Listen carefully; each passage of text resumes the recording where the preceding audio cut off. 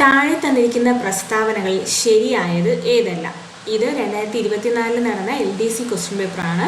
Okay, അപ്പോൾ ആദ്യത്തെ option Colachel യുദ്ധം നടന്നത് 1748-ലാണ്. കുളച്ചൽ യുദ്ധത്തിൽ മാർത്താണ്ഡവർമ്മയും സൈന്യം ഡച്ച് സൈന്യത്തെ പരാജയപ്പെടുത്തി. കേരളത്തിൽ ആദ്യമായി എത്തിയ വിദേശ ശക്തി ഡച്ചുകാരായിരുന്നു. ഡച്ചു ഗവർണറായിരുന്ന വാൻ റീഡിൻ്റെ നേതൃത്വത്തിലാണ് ഹോർത്തൂസ് മലബാറിക്കസ് എന്ന ഗ്രന്ഥം പ്രസിദ്ധീകരിച്ചത്. അപ്പോൾ ഇതിൽ ചോദിച്ചിരിക്കുന്നത് ഏതാണ്? ശരിയായിട്ടുള്ളത് ഏതാണ്? ശരിയായത് ഏതെല്ലാം? ശരിയായത് 2ഉം 4ഉമാണ്. അതായത് കുളച്ചൽ യുദ്ധത്തിൽ മാർത്താണ്ഡവർമ്മയുടെ സൈന്യം ഡച്ചു സൈന്യത്തെ പരാജയപ്പെടുത്തി. അത് ശരിയാണ്. എന്താണ് പറഞ്ഞത്? കുളച്ചൽ യുദ്ധത്തിൽ മാർത്താണ്ഡവർമ്മയുടെ സൈന്യം ഡച്ചു സൈന്യത്തെ പരാജയപ്പെടുത്തി. അടുത്തത് ഏതാണ്? ഡച്ചു ഗവർണറായിരുന്ന വാൻ റീഡിൻ്റെ നേതൃത്വത്തിലാണ് ഹോർത്തൂസ് മലബാറിക്കസ് എന്ന ഗ്രന്ഥം പ്രസിദ്ധീകരിച്ചത്. ഈ 2 സ്റ്റേറ്റ്മെൻറ്റുകളാണ് ശരിയായിട്ടുള്ളത്. അടുത്ത ചോദ്യം, ഇന്ത്യൻ നാഷണൽ കോൺഗ്രസിൻ്റെ സമ്മേളനത്തിൽ അധ്യക്ഷത വഹിച്ച ഏക മലയാളി ചേറ്റൂർ ശങ്കരൻ നായരാണ്. ഇദ്ദേഹം ഏത് സമ്മേളനത്തിലാണ് അധ്യക്ഷത വഹിച്ചത്? അതായത് INCയുടെ സമ്മേളനത്തിൽ അധ്യക്ഷനായിട്ടുള്ള ഒരേ ഒരു മലയാളിയേ ഉള്ളൂ. അതാരാണ്? ചേറ്റൂർ ശങ്കരൻ നായർ. ഇദ്ദേഹം ഏത് സമ്മേളനത്തിലാണ് അധ്യക്ഷത വഹിച്ചത്? ഏത് സമ്മേളനത്തിലാണ് അധ്യക്ഷത വഹിച്ചത് എന്ന് ചോദിച്ചാൽ ഏതാണ്? അമരാവതി സമ്മേളനം. ഏത് സമ്മേളനത്തിലാണ്?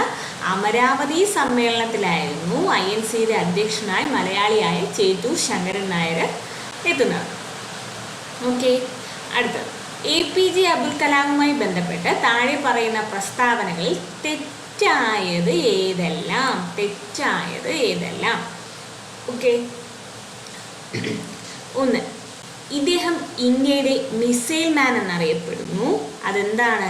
ശരിയാണ്. ഇദ്ദേഹം ഇന്ത്യയുടെ മിസൈൽ മാൻ എന്നറിയപ്പെടുന്നു. അടുത്ത, തമിഴ്നാട്ടിലെ കുംഭകോണത്താണ് ജനിച്ചത്. അത് തെറ്റാണ്. രാമേശ്വരത്താണ് അദ്ദേഹം ജനിച്ചത്. അടുത്തത്, ഇദ്ദേഹം അഗ്നിസാക്ഷി എന്ന ഗ്രന്ഥം എഴുതി. തെറ്റാണ്. അഗ്നിച്ചിറകുകൾ എന്ന ഗ്രന്ഥമാണ് എഴുതിയത്. ഇദ്ദേഹം ഇന്ത്യയുടെ 11ാമത് രാഷ്ട്രപതി ആയിരുന്നു. അപ്പോൾ തെറ്റായിട്ടുള്ള 2 സ്റ്റേറ്റ്മെൻറ്റുണ്ട്. അപ്പോൾ അതിനെക്കാളും പ്രധാനപ്പെട്ട നമുക്ക് ശരിയായിട്ടുള്ള സ്റ്റേറ്റ്മെൻറ്റ് ഒന്നുകൂടെ നോക്കാം. ഇദ്ദേഹം ഇന്ത്യയുടെ മിസൈൽ മാൻ എന്നറിയപ്പെടുന്നു. ഇന്ത്യയുടെ 11ാമത് രാഷ്ട്രപതിയായിരുന്നു doctor APJ Abdul Kalam. Okay, 4ാമത്തെ ചോദ്യം, നാട്ടുരാജ്യങ്ങളുടെ സംയോജനത്തിൽ സർദാർ വല്ലഭായി പട്ടേലിനെ സഹായിച്ചത് ആര്? അപ്പോൾ നാട്ടുരാജ്യങ്ങളുടെ സംയോജനത്തിന് വേണ്ടി പ്രവർത്തിച്ച ഒരു വ്യക്തിയാണ് ആര്? സർദാർ വല്ലഭായി പട്ടേൽ. അദ്ദേഹത്തിന് സഹായിച്ചത് ആര്? നാട്ടുരാജ്യങ്ങളുടെ സംയോജനത്തിന് വേണ്ടി പ്രവർത്തിച്ച വ്യക്തിയായിരുന്നു സർദാർ വല്ലഭായി പട്ടേൽ. അദ്ദേഹത്തിന് സഹായിച്ചത് ആരാണ്? VP മേനോൻ. ആരാണ് സഹായിച്ചത്? VP മേനോൻ. നമുക്ക് അടുത്ത ചോദ്യത്തിൽ നോക്കാം. ഫ്രഞ്ച് വിപ്ലവത്തിന്റെ പ്രവാചകൻ എന്നറിയപ്പെടുന്നത് ആര്? റൂസോ. ആരാണ് ഫ്രഞ്ച് വിപ്ലവത്തിന്റെ പ്രവാചകൻ? റൂസോ. ഫ്രഞ്ച് വിപ്ലവത്തിന്റെ പ്രവാചകൻ ആരാണ്? റൂസോ. കേരളത്തിലെ ഇപ്പോഴത്തെ റവന്യൂ മന്ത്രി. ഇത് 2024 ചോദ്യമാണ്. ഓക്കെ, അടുത്ത 2 പ്രസ്താവനകൾ തന്നിട്ടുണ്ട്. 1ാമത്തെ പ്രസ്താവന, സമമർദ്ദ രേഖകൾ തമ്മിലുള്ള അകലം കൂടുതലാണെങ്കിൽ മർദ്ദച്ചെരിവ് കൂടുതലായിരിക്കും.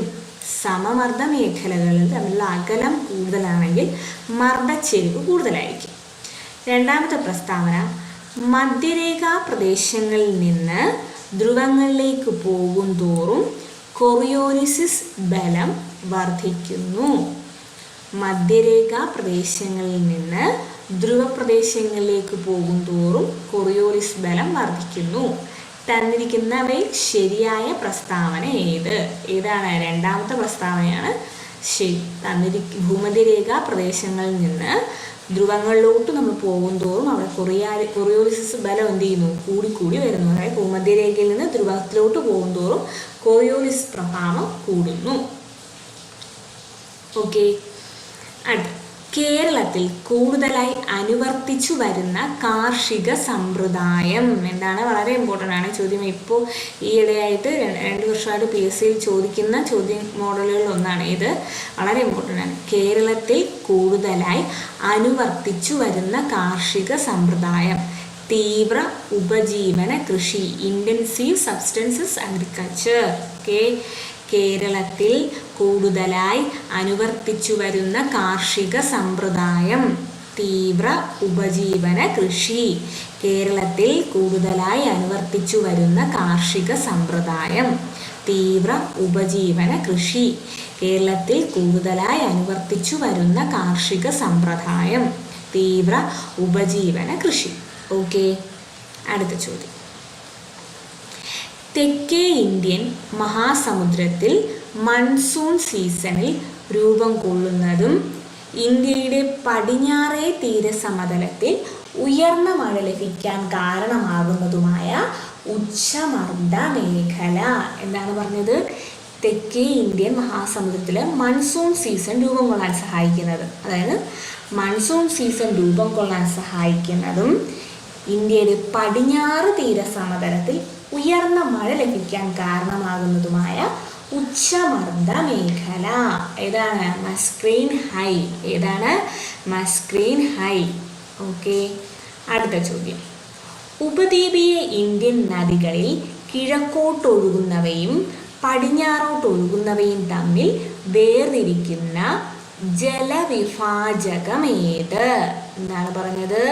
ഉപദ്വീപീയ നദികളില് കിഴക്കോട്ടൊഴുകുന്ന നദികളെയും പടിഞ്ഞാറോട്ടൊഴുകുന്ന നദികളെയും തമ്മിൽ വേർതിരിക്കുന്ന ജലവിഭാജകമേത്? ഏതാണ്? പശ്ചിമഘട്ടം. ഏതാണ് ജലവിഭാജകം? പശ്ചിമഘട്ടം. ഓക്കെ, താഴെ തന്നിരിക്കുന്നവയിൽ ഹിമാലയ പർവ്വതവുമായി ബന്ധപ്പെട്ട തെറ്റായ പ്രസ്താവന ഏത് എന്നാണ് ചോദിക്കുന്നത്. അപ്പോൾ ഈ തന്നിരിക്കുന്ന പ്രസ്താവനയിലൊന്നും എന്തല്ല തെറ്റില്ല, എല്ലാം ശരിയാണ്. അപ്പോൾ ഹിമാലയത്തെ സംബന്ധിച്ചുള്ള ശരിയായ കാര്യങ്ങൾ എന്തൊക്കെയാണ്? വലനം അഥവാ ഫോൾഡിംഗ് കാരണം രൂപപ്പെട്ട മടക്ക് പർവ്വത നിരയാണ് ഹിമാലയ പർവ്വതം. എന്താണ് പറഞ്ഞത്? വലനം അല്ലെങ്കിൽ ഫോൾഡിംഗ് കാരണം രൂപപ്പെട്ട മടക്ക് പർവ്വത നിരയാണ് ഹിമാലയം. വലനം അഥവാ ഫോൾഡിംഗ് കാരണം രൂപപ്പെട്ട മടക്ക് പർവ്വത നിരയാണ് ഹിമാലയം. താരതമ്യേന പ്രായം കുറഞ്ഞ പർവ്വത നിരയാണ് ഹിമാലയം. താരതമ്യേന പ്രായം കുറഞ്ഞ പർവ്വത നിരയാണ് ഹിമാലയം. ഓക്കെ, സംയോജക സീമയിൽ രൂപം കൊണ്ടത്. ഹിമാലയം രൂപം കൊണ്ടത് എങ്ങനെയാണ്? എവിടെയാണ്? സംയോജക സീമയിൽ രൂപം കൊണ്ടത്. എവിടെയാണ്? സംയോജക സീമയിൽ രൂപം കൊണ്ടതാണ് ഹിമാലയ പർവ്വതം. അപ്പോൾ ഈ 3 പോയിന്റും എന്താണ്? ശരിയാണ്. ഓക്കെ, അടുത്ത ചോദ്യം. സർവേ ഓഫ് ഇന്ത്യയുടെ വിസ്മയാവഹമായ ഭൂപട നിർമ്മാണ ചരിത്രം വിവരിക്കുന്ന ഭൗമചാപം ഇന്ത്യൻ ഭൂപട നിർമ്മാണത്തിൻ്റെ വിസ്മയ ചരിത്രം എന്ന ഗ്രന്ഥത്തിൻ്റെ കർത്താവാര്? എന്താണ്? സർവേ ഓഫ് ഇന്ത്യയുടെ വിസ്മയാവഹമായ ഭൂപട നിർമ്മാണത്തിൻ്റെ ചരിത്രം. ഭൂപട നിർമ്മാണത്തിൻ്റെ ചരിത്രം വിവരിച്ചുകൊണ്ടുള്ള ഒരു ഗ്രന്ഥമാണ് ഇത്. ഭൗമചാപം ഇന്ത്യൻ ഭൂപട നിർമ്മാണത്തിൻ്റെ വിസ്മയ ചരിത്രം. എന്താണ് ഗ്രന്ഥത്തിൻ്റെ പേര്? ഭൗമചാപം ഇന്ത്യൻ ഭൂപട നിർമ്മാണത്തിൻ്റെ വിസ്മയ ചരിത്രം. ഈ ഗ്രന്ഥം എഴുതിയതാരാണ്? C.S. മീനാക്ഷി. എഴുതിയതാരാണ്? C.S. മീനാക്ഷി. ഓക്കെ, ഹരിത വിപ്ലവവുമായി ബന്ധപ്പെട്ട് ചുവടെ ചേർത്തിരിക്കുന്ന പ്രസ്താവനയിൽ ശരിയായത് ഏത്? ശരിയായത് ഏത്? ഓക്കെ, ഇതിലെല്ലാ പോയിന്റും ശരിയാണ്. നോക്കിക്കോളൂ. Doctor M.S. സ്വാമിനാഥൻ ഇന്ത്യൻ ഹരിത വിപ്ലവത്തിൻ്റെ പിതാവ് എന്നറിയപ്പെടുന്നു. എന്താണ്? Doctor M.S. സ്വാമിനാഥൻ ഇന്ത്യൻ ഹരിത വിപ്ലവത്തിൻ്റെ പിതാവ് എന്നറിയപ്പെടുന്നു. ഇന്ത്യയിൽ ഹരിത വിപ്ലവം ഗോതമ്പ് വിപ്ലവം എന്ന് അറിയപ്പെടുന്നു. ഇന്ത്യയിൽ ഹരിത വിപ്ലവം ഗോതമ്പ് വിപ്ലവം എന്നറിയപ്പെടുന്നു. ഹരിത വിപ്ലവം ധനിക കർഷകരും ദരിദ്ര കർഷകരും തമ്മിലുള്ള വിടവ് വർദ്ധിപ്പിച്ചു. എന്താണ്? ഹരിത വിപ്ലവം ധനിക കർഷകരെന്നും ദരിദ്ര കർഷകരെന്നും തമ്മിലുള്ള വിടവ് എന്ത് ചെയ്തു? വർദ്ധിപ്പിക്കുന്നതിന് ഇടയാക്കി. ഓക്കെ, ഭക്ഷ്യധാന്യങ്ങളുടെ കാര്യത്തിൽ ഇന്ത്യ സ്വയം പര്യാപ്തത നേടി. ഈ എല്ലാ പോയിന്റും ശരിയാണ്. ഒന്നുകൂടെ ഞാൻ പറയാം. Doctor M.S. സ്വാമിനാഥൻ ഇന്ത്യൻ ഹരിത വിപ്ലവത്തിൻ്റെ പിതാവ് എന്നറിയപ്പെടുന്നു.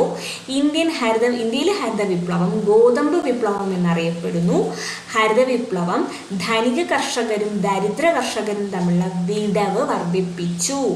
ഭക്ഷ്യധാന്യങ്ങളുടെ കാര്യത്തിൽ ഇന്ത്യ സ്വയം പര്യാപ്തത നേടി. ഓക്കെ, ഇന്ത്യയിൽ ആസൂത്രണ കമ്മീഷൻ നിലവിൽ വന്ന വർഷം 1950. ഇന്ത്യയിൽ ആസൂത്രണ കമ്മീഷൻ നിലവിൽ വന്ന വർഷം എന്നാണ് 1950. ഇന്ത്യയിൽ ആദ്യത്തെ പഞ്ചവത്സര പദ്ധതി ആരംഭിക്കുന്നത് എന്നാണ് 1951. Okay. WTO world trade organisation നിലവിൽ വന്ന വർഷം 1995. WTO നിലവിൽ വന്ന വർഷം എന്നാണ് 1995. എന്നാണ് WTO നിലവിൽ വന്നത്? 1995. ലോകബാങ്കിൻ്റെ മറ്റൊരു പേര് IBRD. ലോകബാങ്കിൻ്റെ മറ്റൊരു പേരെന്താണ്? IBRD. ലോകബാങ്കിൻ്റെ മറ്റൊരു പേര് IBRD. ഓക്കെ. താഴെ കൊടുത്തിരിക്കുന്നവയിൽ ഇന്ത്യയിൽ 1991 പുത്തൻ സാമ്പത്തിക പരിഷ്കാരങ്ങൾ നടപ്പിലാക്കാനുണ്ടായ കാരണങ്ങൾ.